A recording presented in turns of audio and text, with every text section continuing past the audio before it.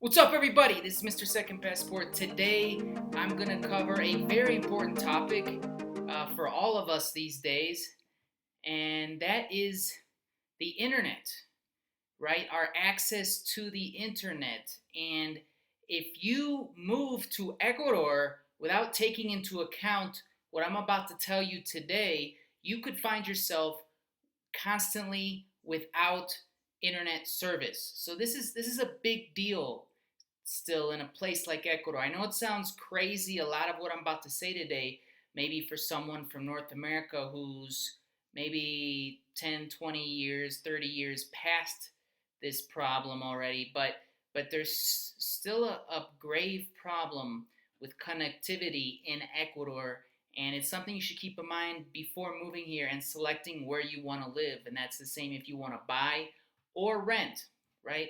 So as we look at Ecuador here, as you can see, like if you don't want to live like right smack dab in the center of the biggest cities of Ecuador, then this is going to affect you, right?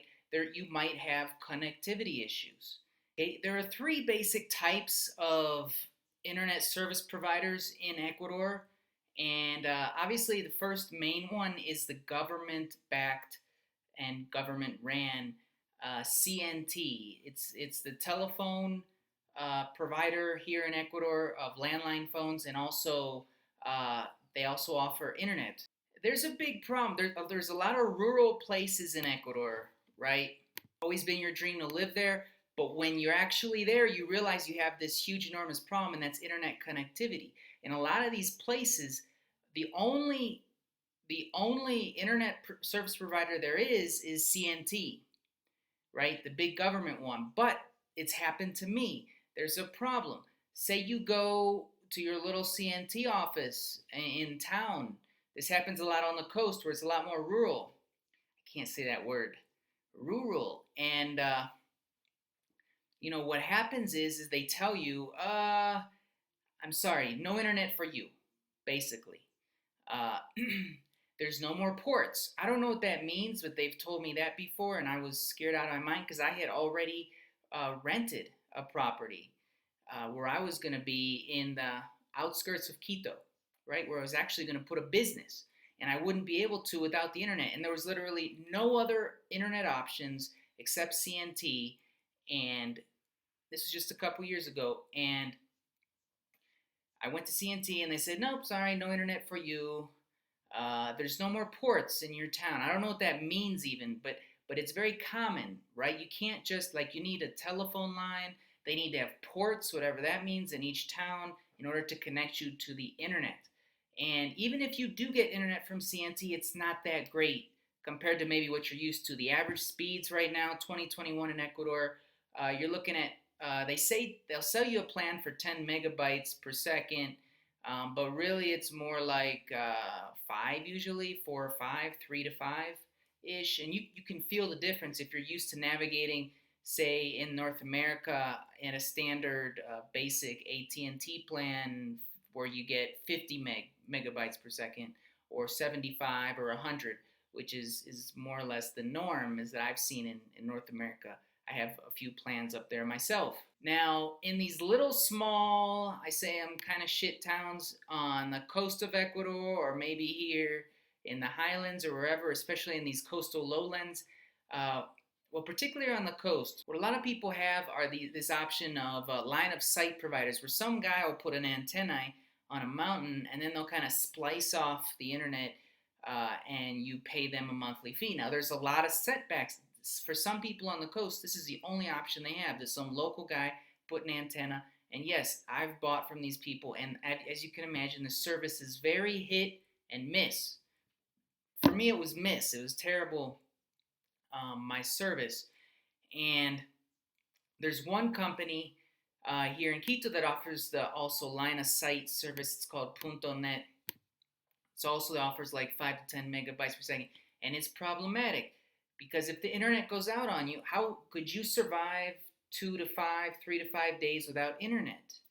Uh, right? That's something you need to ask yourself before you move here if you don't follow what I say today, right? And I had big problems with the little guy on the coast I had service with, and also Punto Net.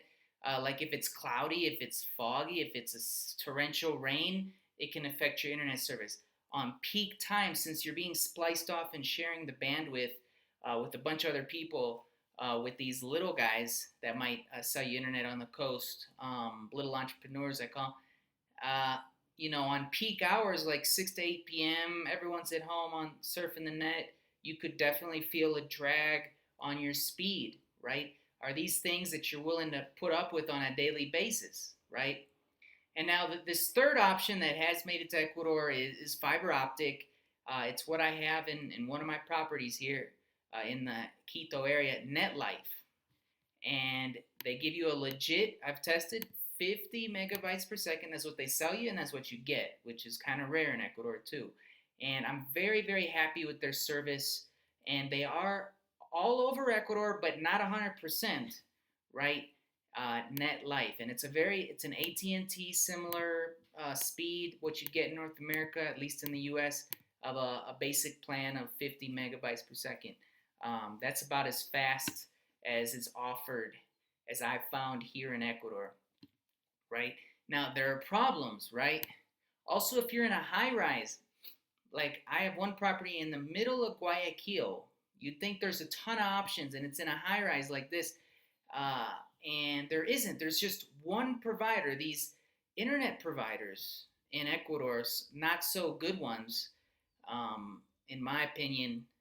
The company I have is TV Cable there in Guayaquil, who I'm not very impressed with.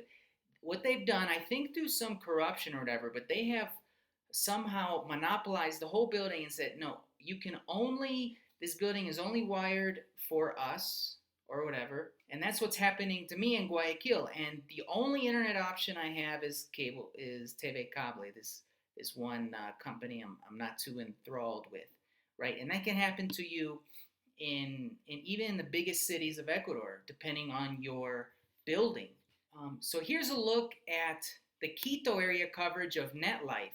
As you can see, I mean, they have pretty good coverage, but like when you get outside a little bit, if you're even just a block, and it's been happening to a friend of mine, if you're just a block or two away from these blue zones, you're pretty much screwed, right? You're pretty much screwed. They say, sorry, no internet for you. Like that Seinfeld episode, no soup for you. It's very similar in Ecuador. It's amazing how even in 2021 people can live without internet, but they do. It's the culture. People, kids in rural towns still bike for a half hour just to sit in an internet cafe and pay 50 cents an hour to connect to the internet and do their homework.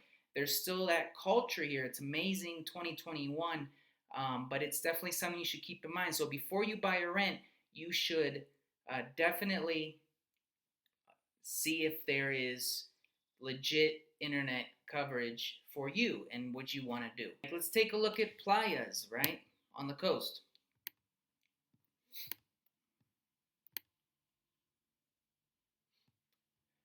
You can see here in playas, this is a great example.